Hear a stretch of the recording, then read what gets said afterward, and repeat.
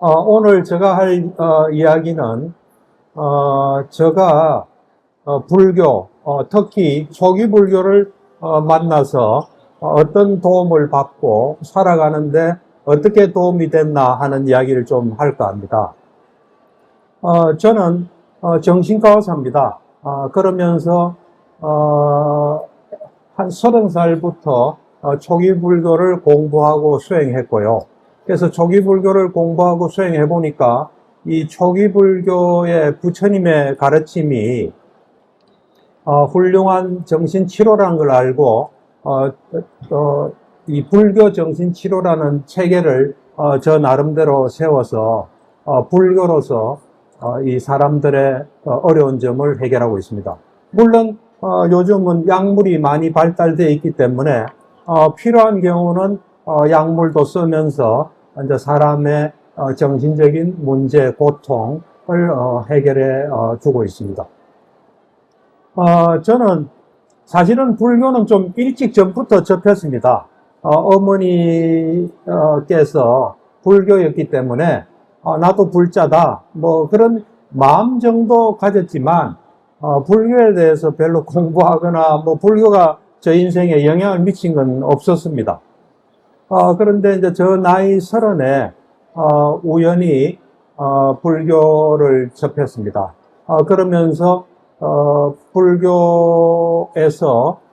세상이 어떻게 구성이 되고 또 어떻게 움직인다. 세상은 법대로 원칙대로 움직인다는 사실을 알게 됐습니다. 그러면서 저에게 좀 희망이 생겼습니다. 이 가르침을 접하기 전에는, 저는 뭐, 그 당시에는 중학교 입시가 있을 때입니다. 고등학교 입시도 있을 때고. 그래서 공부는 좀 잘해서 뭐 인류중학, 소위 말하는 인류중학도 가고, 또 인류고등학교도 가고, 또 의대도 가고, 또 정신과를 하게 됐습니다. 그렇지만은, 어려움이 있었습니다. 이럴 때는 이렇게 어렵고, 저럴 땐 저렇게 어렵고, 어려웠는데, 불교를 접하고 세상이 어떻게 돌아간다, 세상이 움직이는 원리를 아니까 좀 희망이 생겼습니다. 내가 괴롭지 않게 살 수 있는 길이 있을 것이다, 있다.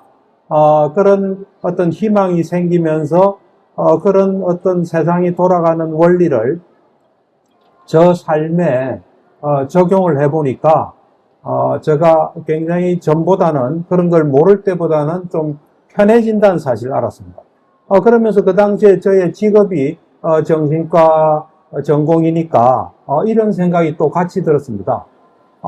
정신적인 문제를 가진 사람도 이런 거를 잘 이해하고 생활에 적용을 한다면 그 사람의 삶도 좀 나아지고 정신적인 문제도 좀 나아질 수 있겠다 하는 그런 생각이 들었습니다. 그래서 어찌 보면 이것은 진리다 하는 그런 진리로서의 어떤 종교와 이 사람들을 치유하는 좋은 수단이 될 수 있다는 그런 그 두 가지 양면이 저를 이제 불교를 공부하고 수행하고 하게 만들었습니다. 근데 이제 우리가 요즘은 뭐 종교라는 말을 많이 씁니다. 그 종교라는 말에 대해서 정확하게 이 사람들 잘 모르는 것 같아요. 그러다 보니까 어떤 사람은 이런 이야기를 합니다. 불교는 종교는 아닌 것 같아. 철학인 것 같아. 또는 뭐 어떤 삶에 대한 어떤 추구인 것 같아. 근데 그런 말을 하는데 그 말은 이 종교라는 말이 좀 문제를 가지고 있습니다. 어떤 문제를 가지고 있냐면, 이제 그런 이 종교가 어떤 거다는 걸 잘 알면은 불교는 뭐 종교인가 철학인가 그런 말을 할 수가 없어요. 이 종교라는 말이, 우리가 쓰는 종교라는 말이 일본에서 번역된 말이에요. 일본 사람들이 굉장히 이 사회에 큰 기여를 했어요. 어떤 기여를 했냐면 서양 문화권에 있는 말들을 번역을 했어요. 그게 대략 한 1800 몇 년도일 거예요. 지금 우리가 쓰는 사회, 철학, 뭐 이 종교 이런 거 전부 다 일본에서 번역한 거예요. 그래서 참 기여를 많이 하고 좋은데, 이제 저같이 이런 불교 전문가가 볼 때는 그 종교라는 번역이 좀 아쉬운 점이 있습니다. 어떻게 아쉽냐면 서양의 종교에 해당되는 말은 religion이에요. religion. 그 religion을 종교로 번역한 거예요. 그러니까, 근데 사실은 일본 사람들이 종교라는 번역을 할 때 이미 동양에는 종교라는 말이 있었습니다. 어떤 간다는 때 종이에요. 우리가 집안도 보면 가장 어떤 된 집을 종가집이라 그러지 않습니까? 그처럼 종교 이러면 어떤가는 교 가르침, 이게 어떤가는 가르침이에요. 그러니까 도교도 될 수 있고 유교도 될 수 있고 불교도 될 수 있고 또는 심지어는 과학도 될 수가 있습니다. 근데 이제 그 당시에 거의 종교는 불교를 좀 지칭했다 이런 말이 있어요. 그러니까 우리 사회를 좀 설명하고 살아가는데 도움을 주는 가르침 중에 어떤가는 거다. 그러면 좀 시원찮은 아직 검증되지 않은 그는 종교에 못 들어갔을 거예요. 뭐 무속이라든지 이건 종교라고 안 했을 겁니다. 그렇게 분명하게 정의된 용어가 종교예요. 근데 서양 릴리전을 번역하면서 종교라는 말을 쓴 거예요. 그렇게 되면 어떻게 되냐면 릴리전이라는 말이 릴리전이 라틴어 릴리지오에서 나왔다는 걸 잘 몰랐습니다. 그걸 모를 때도 이런 생각을 했어요. 보통 릴리전, G-I-O-N 이건 동사형이에요. 그래서 rely, 의지하다의 명사형이겠구나. 의지할 수 있는 거 이거를 릴리전이라 하는구나 하고 생각했어요. 근데 이제 그 뒤에 알고 보니까 릴리전이라는 게 라틴어 릴리지오의 현대말이에요. 라틴어 릴리지오가 뭐가 릴리지오냐면 나약한 인간이 전지전능한 신에 의지하고 숭배하고 의식도 치르고 이런 거를 릴리전이라 한 거예요. 그거를 이 종교로 번역하니까 기존에 있던 종교하고 좀 다르지 않습니까? 그래서 제가 볼 때는 그때 번역을 이렇게 했으면 참 좋았을 것 같아요. 신교라고 번역했으면 좋았을 것 같아요. 신이 있다면 그 신의 가르침은 이렇다. 신교로 번역했으면은 좀 좋았지 않나 하는데 약간의 혼란을 주는 그런 번역이었다 이런 생각을 하고 뭐 여러분들 중에 그걸 아는 사람도 있고 오늘 처음 듣는 사람도 있을 거예요. 그래서 좀 아쉬움을 주는 번역이다 이렇게 생각합니다. 제가 볼 때 이 세상에는 많은 종교와 사상과 여러 가지가 있어요. 그것은 제가 볼 때는 인간의 괴로움을 해결하기 위한 노력이라고 저는 봐요. 이 지구가 생기고 인류 문명이 생기고 그러면서 쭉 이제 많은 것들이 나타났어요. 뭐 과학도 나타났습니다. 그런 것들이 인간의 괴로움을 해결하기 위한 노력이라고 저는 봅니다. 그런데 그 인간의 괴로움을 해결하기 위한 노력을 만든 사람들은 다 그것이 진리라고 생각했을 거예요. 이게 진리고 요것에 입각해서 괴로움을 해결할 수 있다 하면서 그런 것들을 다 이제 세상에 내놓은 거죠. 과학은 이렇게 생각할 거예요. 이거는 확실하게 검증된 진리다 해서 이제 내놓은 거죠. 그런데 제가 이래 오랫동안 해보니까 이건 저 생각이에요. 오랫동안 해보니까 초기 불교만이 검증된 진리에 의해서 인간의 괴로움을 완벽히 해결하는 겁니다. 그거는 제가 왜 그런 결론에 도달했냐면 두 가지에 근거해서 그런 결론을 내리게 됐습니다. 저 잘 들립니까? 예. 귀를 쫑긋 세우셔야 돼요. 두 가지 것에 근거를 두고 저는 그런 결론을 내렸어요. 하나는 뭐냐면 저 경험이에요. 저 경험에 근거해서 그런 걸 하게 됐어요.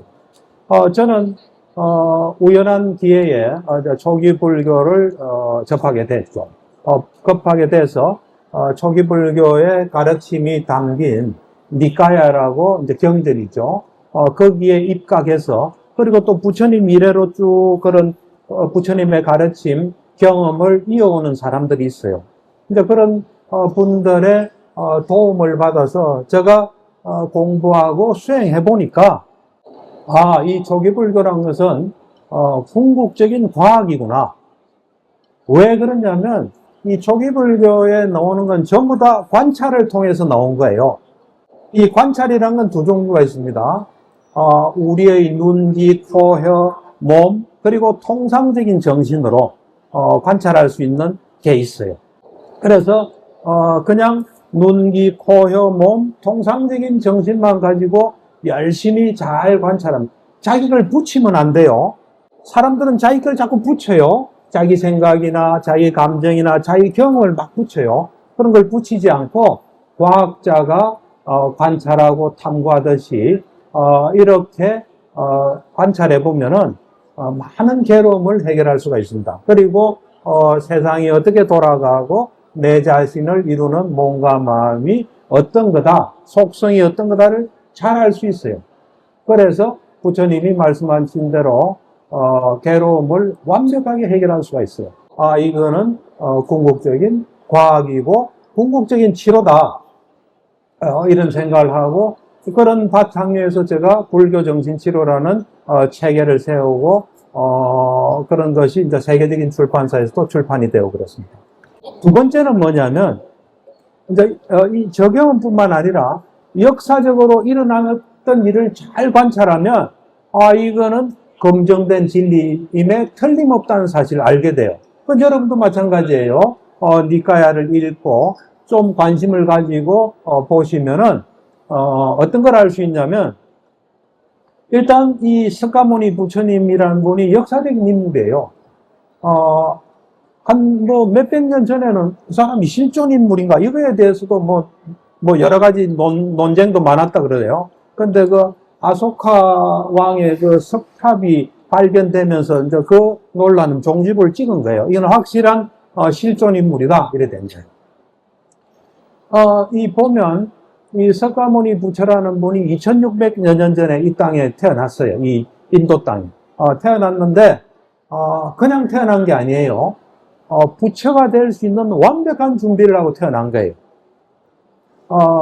그거는 우리가 어떻게 알 수 있냐면 부처님께서 깨닫고 뭐 부처님뿐만 아니에요. 우리가 엄청난 노력을 하게 되면 특별한 능력을 갖추게 돼요. 근데 그 중에 하나가 이 과거생을 다 볼 수가 있어요. 보통 사람들은 그래요. 이거 과거생이 어디 있어요? 그래요. 근데 한번 좀 냉정하게 한번 생각해 봅시다. 우리가 어제 있었던 일 기억할 수 있습니다. 그건 왜냐면 어제가 있었기 때문에 기억할 수 있는 거예요.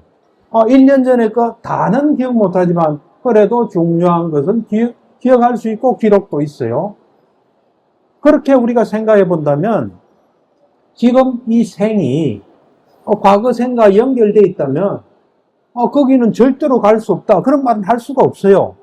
갈 수 있는 뭐가 있으면 갈 수 있다는 거예요.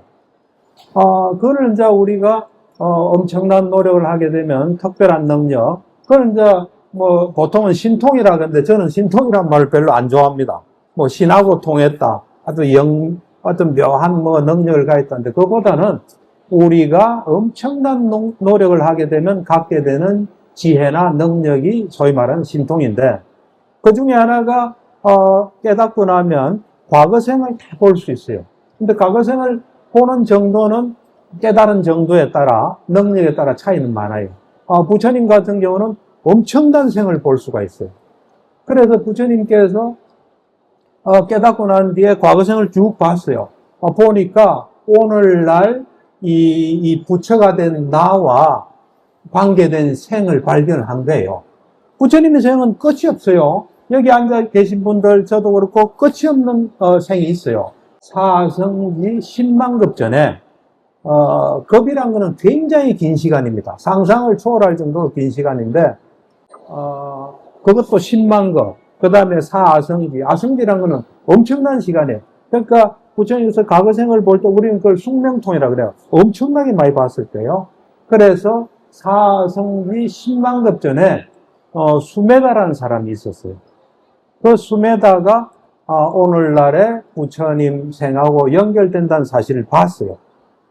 뭐 간단히 이야기하면 수메다가 아주 가문이 좋은 집에 태어났어요.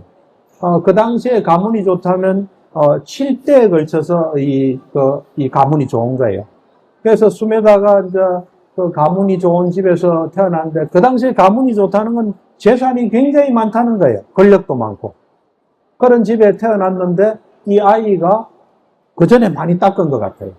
아이가 어렸을 때 부모님이 돌아가셨어요. 부모님이 돌아가셔도 뭐 슬퍼하질 않아요. 그러니까 이제 이 아이가 그 집의 주인이 된 거예요. 그러니까 이 재산을 관리하는 재산 관리인이 주인님의 재산을 보여주겠습니다. 그 당시는 은행이 없었기 때문에 어디 뭐 특별한 창고 같은 걸 만들었던 것 같아요. 그래서 거기 가서 이제 이 재산을 본 거예요. 이건 아버지가 남긴 거, 어머니가 남긴 거, 할아버지, 할머니 쫙 해서 7대까지 재산을 보여주니까 이 아이의 말이 놀라워요. 이분들은 재산을 모아놓고 그냥 놔두고 가셨군요. 나는 이 재산을 이제 가져갈 수 있는 재산을 만들겠다 그래요. 그 말이 남한테 나눠준다는 거예요. 우리가 죽을 때 가져가는 것은 자기가 쓰다가 남겨두면 그거는 가져갈 수가 없어요. 가져가는 재산은 남한테 베푼 거, 이거 가져가요. 그 다음에 계를 지킨 거 가져가고 수행한 거 가져가요. 대표적으로 요 세 가지를 가져갑니다. 그래서 이 어린아이가 왕을 찾아가요. 왕을 찾아가서 그 당시에 그냥만 나눠주면 반역, 역모의 오해를 받을 수 있어요. 그래서 나는 이런 목적으로 이거를 나눠주고 싶다. 그러니까 그렇게 해라. 그래서 막 북을 둥둥 치면서 다 나눠주고 산으로 들어가요. 히말라야 산으로 들어가요. 그러니까 제가 볼 때는 굉장히 그 전에 많이 닦은 사람이에요. 그래서 우연히 제가 미얀마에서 놓은 책들을 보면 미얀마가 요즘 지진으로 엄청난 고통을 겪고 있는데, 미얀마는 불교 국가입니다. 불교 국가고 뭐 니까야가 다 번역된 건 말할 것도 없고요. 주석서까지 다 번역된 나라예요. 그러니까 온갖 자료들이 많아요. 우연히 제가 미얀마 스님이 쓴 책을 보니까 수메다가 거전 16아성지 동안 닦았다 그러더라고요. 16아성지 동안 닦았으니까 그런 걸 할 수 있을 거예요. 수메다가 히말라야로 들어가면서 이런 이야기를 해요. 태어남도 있다. 그러면 태어나지 않을 것도 있을 것이다. 괴로움이 있다. 그럼 괴롭지 않은 경지도 있을 것이다. 그게 분명히 있는데 그 있는 것을 내가 찾지 않은 것은 내 잘못이다. 이제 나는 것을 찾아서 히말라야로 간다. 그래가지고 히말라야에 들어가서 열심히 노력해서 이 색계 사선정과 무색계 사선정, 8선정을 얻어요. 그리고 신통을 5가지를 가지게 돼요. 신통은 이제 우리가 제일 많게 보면 8가지가 있고, 좀 적게 하면 6신통이 있고, 또 6신통은 3명으로 이렇게 이야기를 하는데, 5신통을 얻어요. 나머지 하나는 이제 안 얻는데, 그거는 무진통이라 해서, 사실 이 5신통이나 다른 7가지의 신통은 다른 종교에도 있어요.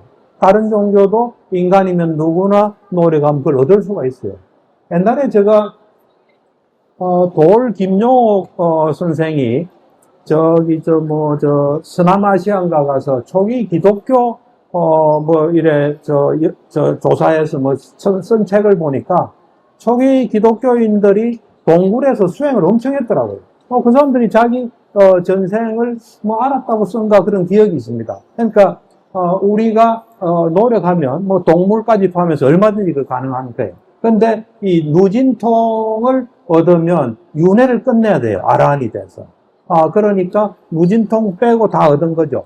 그래서 굉장히 유유자적하게 편안하게 살던 어느 날 사람들이 막 어디로 가요.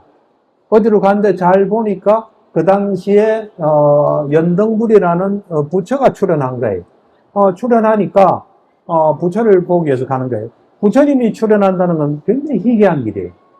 그래서 이 수메다도 나도 좀 가서 만나야 되겠다 해서 이제 만나러 가요.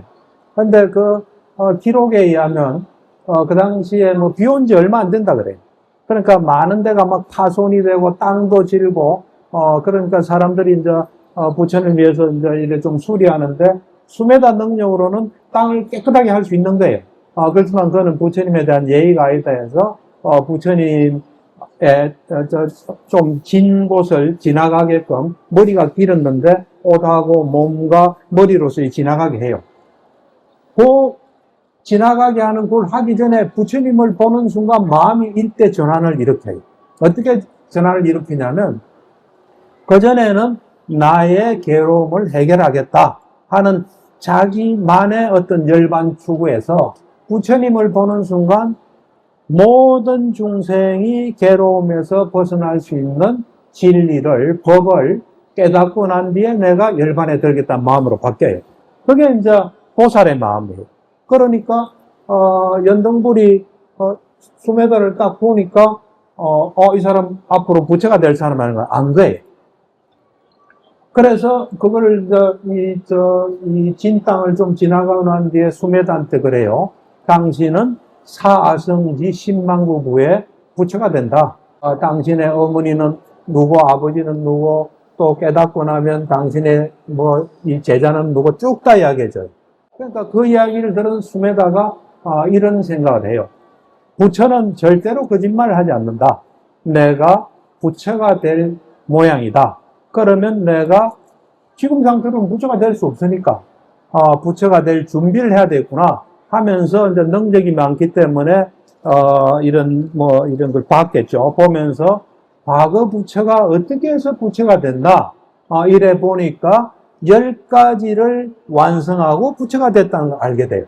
그래서 우리가 완성이라는 말이 바라밀인데 10바라밀을 닦아서 부처가 됐다는 사실을 알고 이제 내가 부처 될 준비를 해야 되겠다 해서 그 10가지 덕성을 닦아요.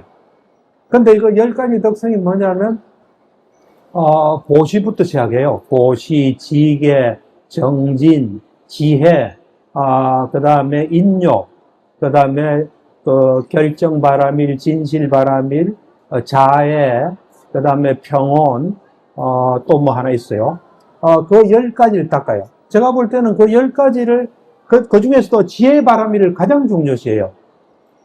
그거를 닦으면 제가 볼 때는 완벽한 사람이 돼요. 완벽한 능력을 가진 완벽한 사람이 돼요. 근데 그게 닦기가 얼마나 힘드냐면, 이제 10바라밀에 세 종류가 있습니다. 하나는 좀 하위, 질이 좀 떨어지는 바라밀, 그 다음에 보통 바라밀, 최상의 바라밀이 있어요. 보시를 예를 든다면, 좀 질이 떨어지는 보시는 뭐냐면, 누가 돈이 없어요. 또 뭐 밥이 없어요. 그럼 밥을 주는 게 이 저급한 바라밀이. 어떤 경우에는 그걸 해야 될 수도 있지 않습니까? 그 다음에 저급한 보통 바라밀은 자기 신체의 일부를 주는 거예요. 사막을 같이 가는데, 옆에 사람이 배가 고픈데 뭘 그런 것도 없어요. 그러면 내 팔을, 이래 해가지고 주면 그게 보통 바라밀이에요. 최상의 바라밀은 자기 목숨을 던지는 거예요. 예를 들어서 인욕 바라밀이다. 그러면 자기가 안 좋은 걸 당하고도 화가 안 나고 또 자기가 좀 뭘 성취해서 우쭐 안 하는 그런 거를 이제 우쭐 안 하기 위해서 참는 걸 인욕이라는데, 그 당시에 자타카라는 경전을 보면 이런 이야기가 나옵니다. 그 당시 이제 이 보살이 바라밀을 닦는 중이니까 소문이 났겠죠. 저 사람은 인욕이 정말 대단하다니까 왕이 불러서 너가 인욕을 잘 닦는다면서 그러면서 재산을 다 몰수해 그래요. 재산을 몰수해도 마음이 동요가 없어요. 그냥 평온한 마음으로 있다가 너 정말 인욕을 잘 닦구나. 또 테스트해야 되겠다. 그래 팔다리를 잘라요. 그래도 그냥 그대로 평온한 마음으로 있어요. 그러니까 야 정말 대단하구나. 죽여 이래. 그 죽여도 그냥 가만히 있어요. 그러다가 다시 살아난 거로 이래 어떤 힘으로 한 걸 제가 자타카라는 경전에서 읽은 기억이 있는데, 하여튼 그 바라밀은 굉장히 어려운 겁니다. 지금도 그 미얀마 파옥센터라는 곳에 바라밀 닦는 분이 있다 그래요. 그분은 생기면 무조건 남한테 준대요. 그 쉬운 일이 아닙니다. 하여튼 그 10바라밀을 완성하는데 사성지 10만급이 걸려요. 그리고 그걸 다 이제 준비 완료하고 도솔천에 계시다가 인간 세상에 오셔서 또 인간 세상에 오면 또 그 약간의 어떤 인간 세상에 맞는 걸 할 수밖에 없어요. 그래서 조금 배우기도 하고 무소유처, 비상비비상처를 배우기도 하고, 배웠지만 워낙 지혜가 있으니까 이거는 열반에 되는 길이 아니라고 치우고, 고행을 하고, 고행을 누구보다도 열심히 했어요. 부처님에 의해서 고행 전통이 끝난 거예요, 사실은. 그전에는 전부 다 고행했어요. 부처님이 제일 가는 고행을 했어요. 하고도 이거는 괴로움밖에 없다 하는 걸 끝내고 나와서 이제 고행을 종식합니다. 그러고 난 뒤에 이제 제자들을 가르쳤어요. 이 초기 불교의 가르침이 검증된 진리라는 이야기를 이제 하는데, 첫 번째가 저 경험, 두 번째가 이거예요. 그래서 부처님께서 이제 깨닫고 나오니까 그 당시에 깨닫지 못한 완벽한 깨달음을 얻긴 정말 어렵습니다. 그렇기 때문에 그 당시에 육사외도라는 게 있었어요. 그리고 주된 바라문교도 있었지만, 그거 가지고 해결이 안 되니까 이 사리불 목건령 같은 대단한 그 당시에 천재들이라고 볼 수 있습니다. 그 사람들이 이제 진정으로 깨닫는 사람 기다리고 있었겠죠. 그러다가 우연히 부처님을 만나서 부처님 말한 대로 하니까 완벽하게 진리가 깨닫고 괴로움을 완전히 해결한 거예요. 그러니까 사람들이 괴로움을 가진 사람, 뭔가 모르는 사람들이 와서 다 되니까 이 사람들이 그 당시에 엄청난 숫자죠. 이 사람들 중에 많은 사람들이 이제 이걸 한 거예요. 제가 이걸 보고 이거는 검증된 진리라는 확신을 하게 된 거예요. 뭐냐면 부처님의 가르침을 다 외워요. 부처님이 말씀하신 걸 전부 다 자기 머릿속에 넣는 거예요. 옛날에는 녹음기도 없었어요. 아무것도 없었어요. 글자는 있었는데 그 전통이 성스러운 말씀은 기록한다는 그런 게 없었어요. 그러다 보니까 전부 다 외운 거예요. 그 양이 어마어마해요. 제가 부처님 가르침은 삼장이라서 경률론 이렇게 돼 있어요. 경장이 니까야인데 그거를 물론 제가 이제 환자도 보고 하면서 읽었지만 그 철저히 읽는데 한 6년이 걸렸어요. 양이 상상을 초월합니다. 그걸 다 외웠다는 거예요. 왜 외웠느냐? 이거를 후대에 전해야 된다. 그러니까 부처님도 고맙지만 그 전한 사람도 너무 고마워요. 그래서 다 외우고 이제 준비 완료한 거죠. 그러다가 이제 부처님이 돌아가시니까 장례 치르고 2달 후에 아라한 중에 A급 아라한이 500명이 모여요. A급 아라한이라는 건 그 당시에 부처님 계실 때 이거는 누가 제일이다. 많이 들은 건 아난다가 제일이고 지혜는 사리불이 제일이고 신통은 누가 제일이고 누가 제일이라는 말이 많이 있어요. 그 사람들하고 그 다음에 사무해해라고 이게 이제 법을 잘 이해하고 법의 뜻도 잘 이해하고 언어를 다루는데 아주 능숙하고 표현에 능숙한 것을 사무해라고 해요. 그 사무해를 가진 사람, 그 다음에 삼명을 가진 사람. 아라한이 보면 그냥 이래 윗바사나로도 마른 윗바사나로도 아라한이 된 사람이 많거든요. 근데 삼명을 깨친 아라한들, 그 사람들이 500명 모여서 다 외웠기 때문에 순수만 정하고 경률론 3장이 거기서 기록이 돼요. 그래서 그거를 다 하고 난 뒤에 그 관리를 철저히 해요. 예를 들면 디가니까에는 아난다 그룹에서 맞지만은 사리불 그룹 이래가지고 그 그룹에서 책임지고 관리해달라 해서 그 그룹에서 600년을 암송해서 외워요. 그래서 전해요. 제가 어떤 사람들은 그래요. 그 외운 거 중간에 누가 바꿔치기 할 수 있다는데 제가 미얀마 가서도 생활을 좀 했기 때문에 거기서 보면은 매일 챈팅, 독송을 해요. 음악처럼 해요. 우리 같으면 돌아와요 부산항해처럼 해요. 거기서 똑같이 하지 다른 게 끼어들 수가 없어요. 그리고 벌써 그걸 외우는 사람들은 이것이 진리다 하는 게 있기 때문에 그건 절대로 손 안 돼요. 그래서 600년을 외워서 암송돼서 전해지다가 600년 후 그게 한 BC 1세기쯤 될 거예요. 스리랑카 상황이 안 좋았겠죠. 외우는 사람도 줄어들 거고 상황이 안 좋으니까 그 사람이 죽으면 끝나잖아요. 그러니까 이제 나뭇잎에 적어서 오늘날 온 거예요. 그래서 제가 그걸 볼 때 그걸 외운 사람은 이게 진리라는 확신이 없으면 절대로 안 외워요. 또 진리라는 확신이 있어도 그걸 능력이 안 되면 못해요. 그래서 그걸 보고 이거는 확실한 검증된 진리다 하는. 그래서 그 두 가지를, 제가 이제 보면서, 이 초기 불교는 검증된 진리다. 누구든지 하면, 자기 괴로움을 없앨 수 있다. 이제 이래 생각을 합니다. 근데 우리가 이제 사실 보면, 괴로움이라는 게, 엄마 뱃속에 있을 때는 우리가 별로 괴로움이 많지 않을 거예요. 물론 엄마 뱃속에서도 뭐, 이래, 영양이 안 좋아서 유산되는 애들은 고통이 있을 거예요. 그렇지만 대부분의 사람은 엄마 뱃속에서는 엄마 몸과 자기가 하나인 거죠. 그래서 어려움이 없어요. 근데 엄마 뱃속에서 탁 나와서 세상에 딱 나오면, 어떤 철학자는 세상에 던져진 존재다, 그런 표현도 쓰더라고요. 딱 나오면 주위의 영향을 받아야 돼요. 안 받은 사람 아무도 없어요. 어찌 보면 제일 먼저 주는 건 가족이에요. 가족, 친척. 진짜 좀 더 크면, 사람으로 치면, 유치원 가면 유치원에 있는 애들, 초등학교, 중학교, 고등학교, 대학교, 군대, 뭐 회사, 하여튼 사람이 영향을 줘요. 그 영향을 아무도 피할 수가 없습니다. 사람뿐만 세상에 있는 게 아니에요. 요즘은 거의 뭐 가족이 된 동물, 개, 고양이들이 있잖아요. 그 영향을 또 참 재밌는 게, 옛날에는 이 키우던 동물이 죽어서 정신과에 상담하러 온 사람이 없었습니다. 요즘은 좀 있습니다. 개가 죽고 고양이가 죽어서 찾아와서 여러 가지 어려움을 호소하는 사람들이 점점 생겨요. 그러니까 거의 이제 가족처럼 된 거죠. 그래서 이제 또 동물도 영향 줄 수 있고, 우리 눈에 보이지 않은 아메바 바이러스가 또 영향을 줄 수 있어요. 우리가 그 코로나 때 한 몇 년을 고생했지 않습니까? 그 영향을 받았기 때문에 고생.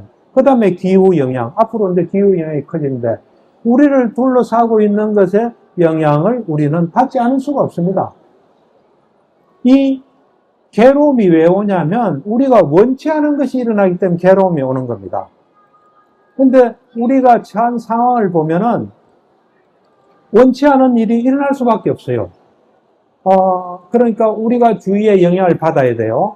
그게 첫 번째 원치 않은 것이 일어날 수 있는 어떤 소스예요. 그게, 있어요. 두 번째는 자기 내부에서 또 원치 않은 일이 생길 수 있어요. 내가 늙고 싶지 않은데, 병들고 싶지 않은데, 또는 내가 아프고, 또 내가 어떤 사람은, 뭐 저를 주로 찾아오는 사람은 하고 싶지 않은 생각이 계속 나서 괴로운 사람이 있습니다. 그러니까, 괴로움은 이 바깥에서 오거나 내 몸과 마음에서 오는 괴로움, 이것이 있습니다. 그래서 이 괴로움을 없애려면 이 바깥에서 오는 괴로움, 우리를 둘러싸고 있는 것에서 오는 괴로움을 없애야 돼요. 그 다음에 내 내부로부터 오는 괴로움, 이 두 가지를 없애면 우리는 괴로움 없이 살 수 있습니다.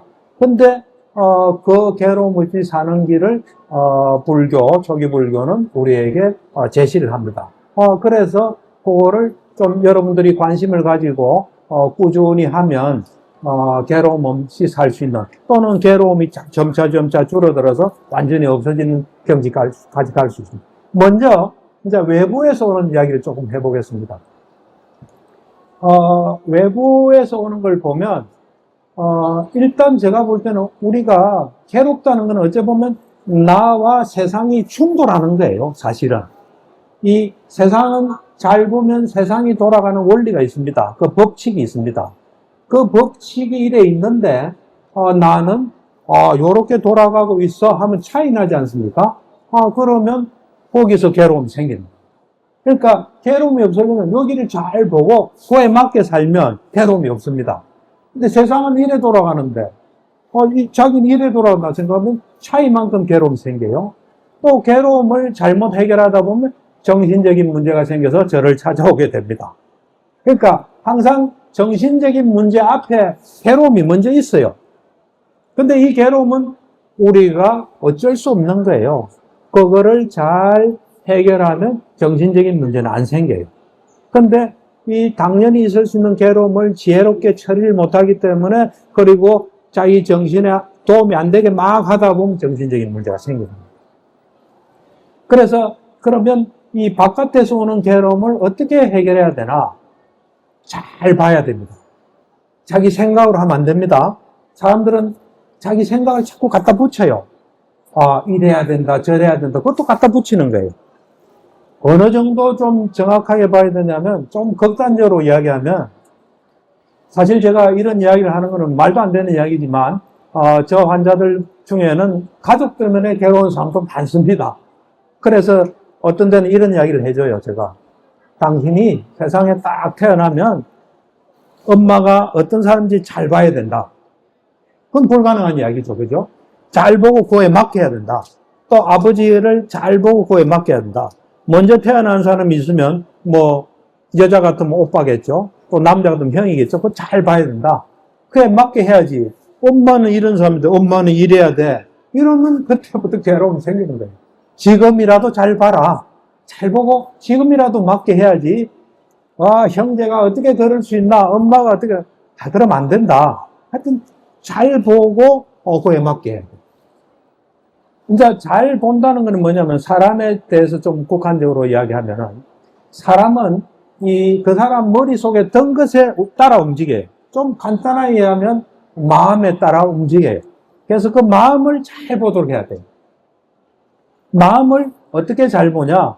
이제 잘 볼 때 중요한 것은 마음은 타심통이 있으면 정확하게 볼 수가 있습니다. 타심통이 있으면.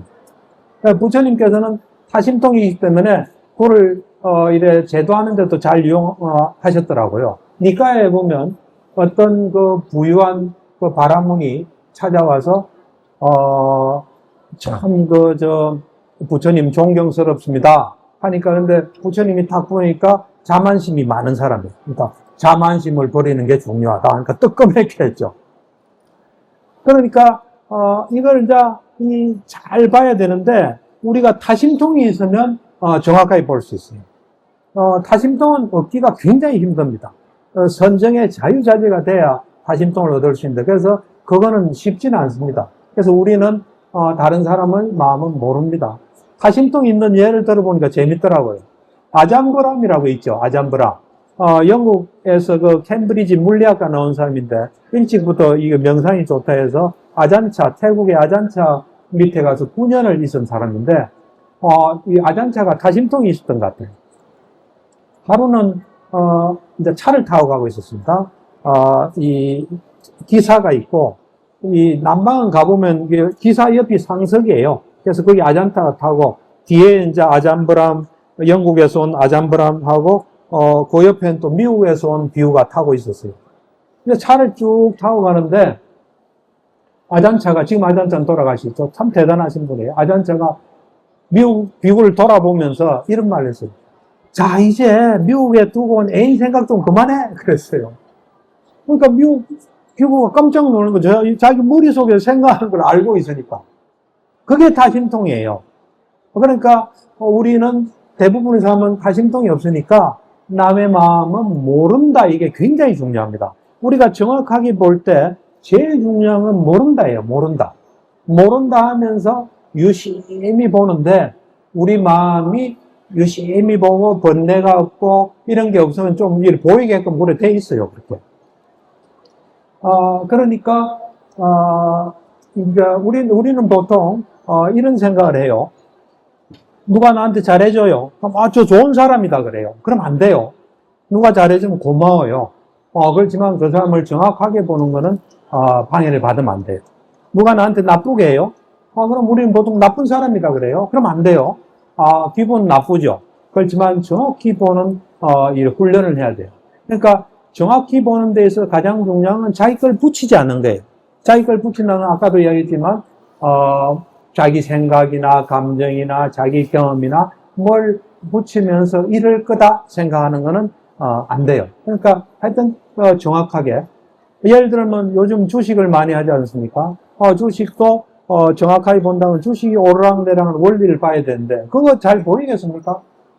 안 보이면은 모른다 하면서 유심히 봐야 돼요. 그걸 보다 보면 점점 이래 가까워집니다. 그래서 잘 보고 거기에 맞게 해야 돼요. 맞게 한다는 건 뭐냐면 세상에는 많은 사람들이 있어요. 우리나라에도 조폭이 많아요. 많지만 우리가 조폭은 잘 접하지 않습니다. 우리가 접하는 건 어쨌든 뭔가 서로의 필요성에 의해서 만났기 때문에 된 거예요. 예를 들면 회사다. 그러면 나도 이 회사가 필요해서 왔고 저 사람도 이 회사가 필요해서 온 거예요. 그 왔을 때 거기서 내가 내 입장에서 생각하면 세상에서 나만큼 소중한 사람 없어요. 또 내가 무슨 생각을 하든 그럴 만한 이유가 있어요. 태어나서부터 살아온 거, 태어나기 전도 있겠죠. 그처럼 다른 사람도 그 사람 입장에서 보면 그 사람이 가장 소중해요. 그리고 그 사람이 무슨 말을 하든 그만한 이유가 딱 있는 거예요. 그렇지만 우리는 인연이 돼서 만난 거예요. 그러면 이 소중한 두 사람 또는 나 위에 많은 사람 있겠죠. 요 사람들이 어떻게 잘 원래의 목적에 맞게, 원래의 목적이라는 거는 회사 오면 돈도 잘 벌고 경험도 쌓고 재밌게 보내고 인간관계도 넓어지는 거 아닙니까? 거기에 충실할 수 있도록 하면 되는 거예요. 근데 내가 볼 때는 자기 문제 보통은 걸려요. 자기 문제랑은 어떤 사람 회사 가서 빨리 잘하려고 하는 사람이 있어요. 내가 볼 때는 그냥 가만히 붙어 있으면 다 알게 돼요. 근데 빨리 잘하려는 사람은 그것도 안 돼요. 회사에 갈 때는 회사에 누가 있나를 잘 봐야 돼요. 잘 보고 회사라는 건 돈을 벌어야 유지되는 시스템이에요. 어떻게 돈을 벌고 어떤 사람이 있고 그 사람은 뭘 좋아하고 뭘 싫어하나 이걸 잘 파악해서 그에 맞게 해야지. 딴 생각하면 그때부터 이제 괴로움이 생겨요. 어쨌든 잘 보고 나도 좋고 그 사람도 좋은 걸 해야 돼요. 우리가 잘 보면요, 이 세상에 딱 태어나면 우리는 남의 도움을 필요로 하는 존재예요. 두 가지를 필요로 해요. 자연의 도움을 필요로 해요. 숨 쉬어야 되잖아요. 이게 필요하고요. 두 번째는 다른 사람의 도움이 필요해요. 그 말은 뭐냐면 다른 사람은 우리에게 고마운 존재예요. 사실은. 지금 제가 입고 있는 옷도 누가 만들어준 거죠. 제가 만든 거 아니잖아요. 잘 보면요. 우리가 지혜로워지면 이 감사하는 마음으로 꽉 차게 돼 있어요. 지혜가 없으니까 이거는 당연한 거고 이거 왜 안 돼? 하면서 화가 나는 거예요. 잘 보면 이 감사하는 마음으로 꽉 차지 않으면 내가 좀 문제가 있다 생각하시면 돼요. 그래서 어쨌든 주의를 잘 보고 나도 좋고 거기도 좋은 거. 나는 좋은데 이 사람이 안 좋으면 그 사람으로부터 저항이 와요. 근데 그 사람은 좋고 내가 안 좋으면 내가 저항이 가요. 결국 문제가 생겨요. 그러니까 지혜롭게 세상을 보면 나와 남이 어떻게 하면 나도 좋고 남도 좋은가. 그러니까 앞으로는 딱 이래야 돼요. 자기 앞에 누가 이래 사람이 있어요. 그러면 나도 좋고 이 사람도 좋으려면 어떻게 해야 되나. 이걸 항상 생각해야 돼요. 가족이든 누구든 간에 동물도 마찬가지예요. 그렇지 하지 않으면 괴로움이 와요. 내가 볼 때는 사람들은 괴로움을 스스로 만들어요. 그래서 계속 괴로움을 자꾸 더 키워요. 그래서 저 눈으로 볼 때는 사람들은 이 자기한테 손해보는 걸 계속 해요. 손해보는 걸 멈추셔야 돼요. 멈추고 자기한테 도움되는 걸 해야 돼요. 그러니까 그런 면에서 불교는 이 세상을 정확하게 보는 이런 길을 분명히 제시하고 있어요.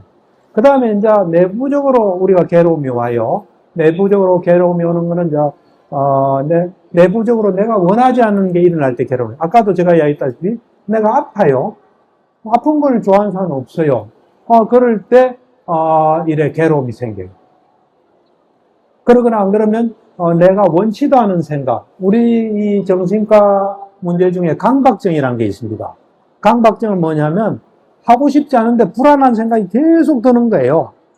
자기가 뭘 확인했는데 가스불이 터지면 어떻게 하나. 그런 생각이 계속 나는 거예요. 그러니까 전문 용어는 침습적 사고라 그러는데 그런 게 계속 들어서 괴로운 거예요. 그럴 때 우리가 괴롭지 않으려면 아플 때 괴롭지 않은 상태를 만들지 않으면 안 아플 수는 없잖아요. 또 아파야 돼요. 왜 아파야 되냐면 아플 때 면역 체계가 활성화돼요. 그래서 아프지 않으면 안 돼요. 그리고 또 아프다는 건 우리를 보호하는 측면이 있어요. 예를 들어서 누가 칼로 찔는데 안 아프면 어떻게 되겠어요? 빨리 어떻게 하지를 못하잖아요. 어디가 곪고 있는데 안 아프면 그 계속 곪을 거 아니에요. 아픈 거는 우리를 보호하는 어떤 시스템이에요. 빨리 조치를 취해달라는. 그래서 안 아플 수는 없습니다. 안 아프려면요, 태어나질 않아야 돼요. 태어난 이상은 몸과 마음에서 어떤 일들인지 벌어질 수 있습니다. 그럴 때, 이제 아플 때, 이 마음이 아프지 않은, 그런 시스템을 구축해야 돼요. 그 시스템은 어떻게 구축을 하냐면, 잘 보면 그 시스템을 구축할 수가 있어요. 우리가 아프다는 걸 잘 보잖아요. 보면, 아플 수 있는 원인이나 과정이 있었어요. 그걸 우리가 알 수가 없어요. 예를 들면 먹고 소화가 안 되는 음식 먹을 때 그걸 어떻게 알 수가 있습니까? 또 소화 안 되는 게 딱 두드러질 때까지는 그걸 알 수가 없어요. 그러니까 우리가 아프다는 것은 그 아픔이 필연적으로 물리법칙에 따라 올 수 있는 원인이나 과정을 알아채지 못하고 조치를 안 했기 때문에 온 거예요. 그래서 아픈 거는 어찌 보면 결과예요. 그 앞에 원인이 있고 결과예요. 그걸 이제 잘 보고, 그러면 이제 아프다는 거는 그것이 취하는 코스가 있어요. 뭘 잘못 먹었다 하면 한 몇 시간 갈 수도 있고 며칠 갈 수도 있잖아요. 그런데 우리가 이 몸이 아플 때 마음이 아프면 그 코스가 이 마음이 편안할 때에 비해서 안 좋게 와요, 이게. 2시간 갈게 3시간 가고 3시간 갈게 4시간 가고. 암 환자도 저는 이 암 투병하면서 저한테 찾아온 사람들 좀 있어요. 그 사람들도 이제 보면 마음이 편안하면 암의 경과가 좋더라고요, 보니까. 그래서 저는 아픈 사람이 오면 항상 이런 말을 해요. 당신이 왜 아픈지를 감별을 해야 된다. 그러려면 일단 마음이 편하고 난 뒤에도 아픈 거는 신체적인 거고, 어떤 사람은 어지러워요. 그래서 마음이 편하면 어지러운 게 없어지는 사람이 있어요. 근데 마음은 편안해도 어지러운 게 있으면 그거는 뭐 귀의 문제나 머리의 문제일 수 있어요.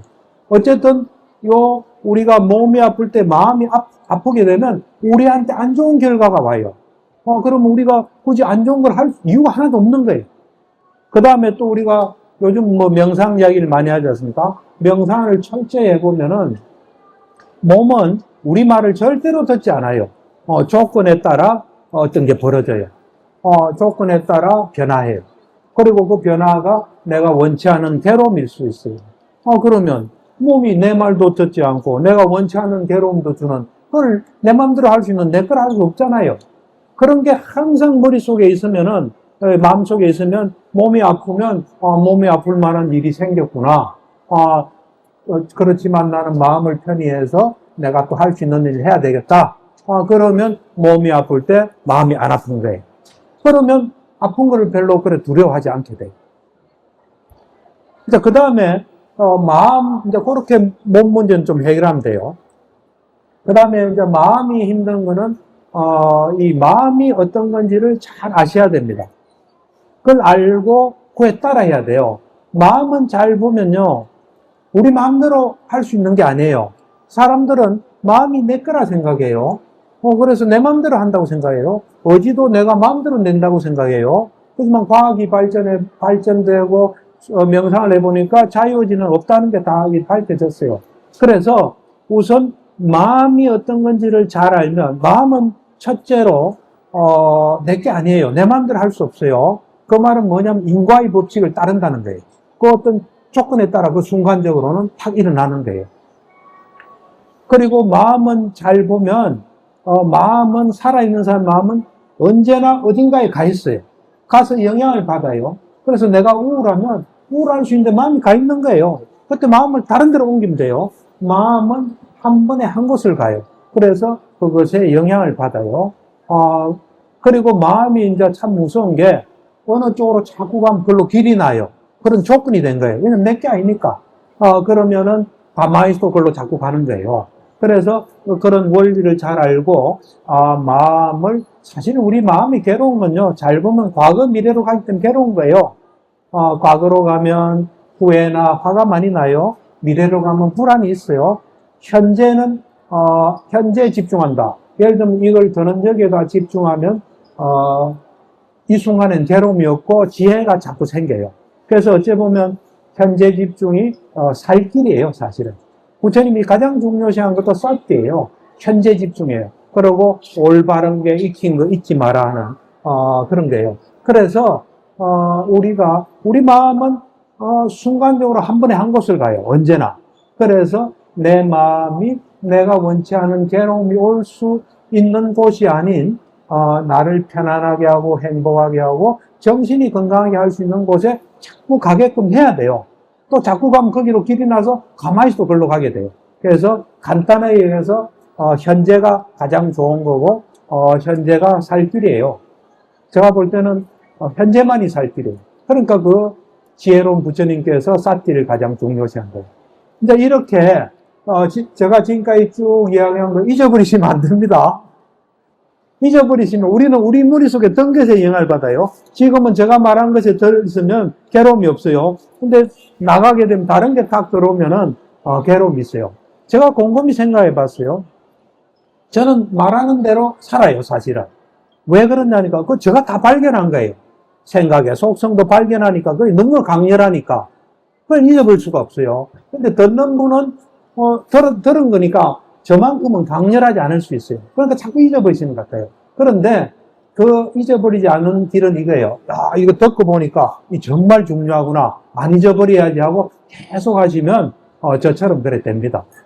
그러니까, 여러분들이 좀 불교, 특히 초기 불교에 좀 관심을 가지고, 여기에 살 길이 있다 생각하시면, 살 길이 정말 있습니다.